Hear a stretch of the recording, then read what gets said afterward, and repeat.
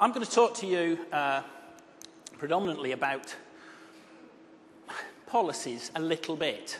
I'm not going to tell you exactly how to write your policies for your organisation, because I think from what I've gathered today, a lot of you have moved on over the last few years in terms of having policies. I think from what I heard a while back, a few years ago, very few of you may have had policies in your organisation. Now, from what I heard from the session I just attended, it sounds like a lot of you now have. So we're going to move on quite quickly and look at some of the issues around having a policy and how do you make that work? Because having the policy is maybe just the first step. So that's the agenda. And as you can probably see, it's a little different to what we've seen this morning. It starts off fairly straightforward, a little bit about me. Lock up your valuables, that's all making sense.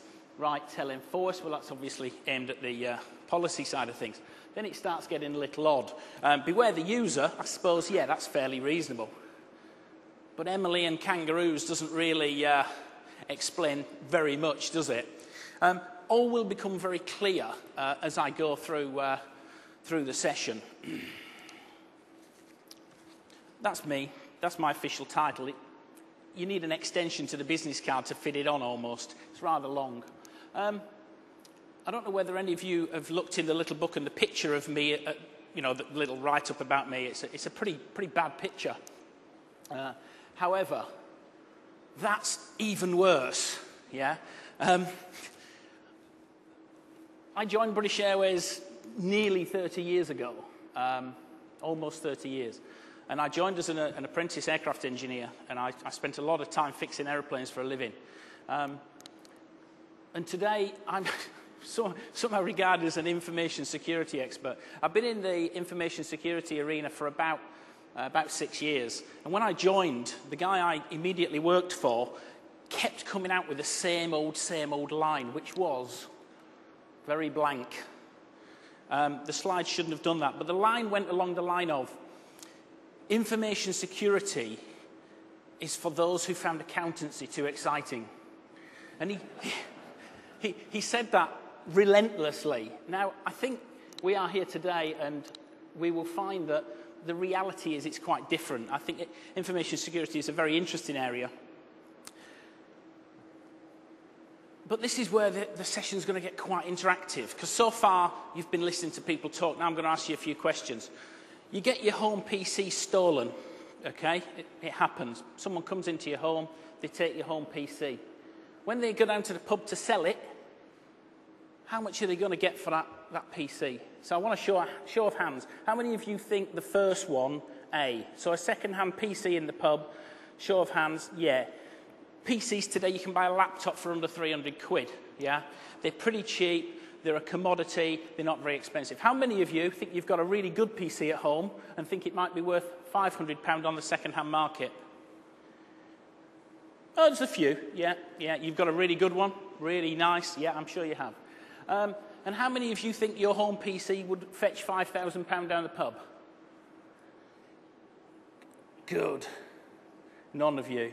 Okay, that's good. I just wanted to draw a line in the sand. There's a good reason for this. The obvious answer, as you got it so wrong, is about £5,000. Now, everyone says, yeah, well, obviously, Rob, the PC itself is worth very little, but the data is worth a lot, yes? Okay, so you may not be doing internet banking on there. My home PC is not even connected to the internet, and I simply use it for printing my photographs. That's all I use my home PC for. Very, very simple purpose.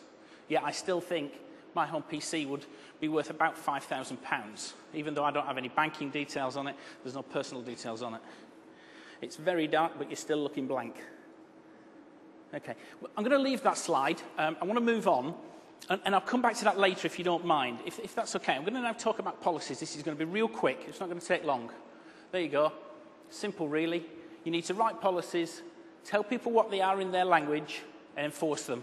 Then put your feet up. That's me finished. Thanks very much. Oh, you want more? Yeah? Okay, how about, let's help you write them. It's all been done before. These policies are not rocket science.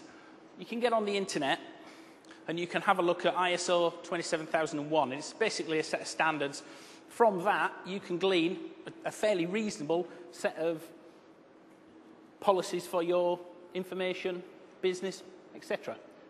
Don't reinvent the wheel, keep it simple. I would thoroughly recommend, if you don't have policies in place, you use something along those lines.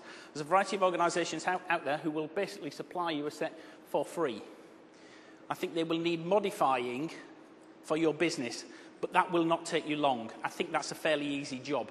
You need to take out the bits that aren't relevant and add some bits that are relevant. Big organisations like British Airways have a fairly comprehensive set of policies, but they are based around that sort of standard.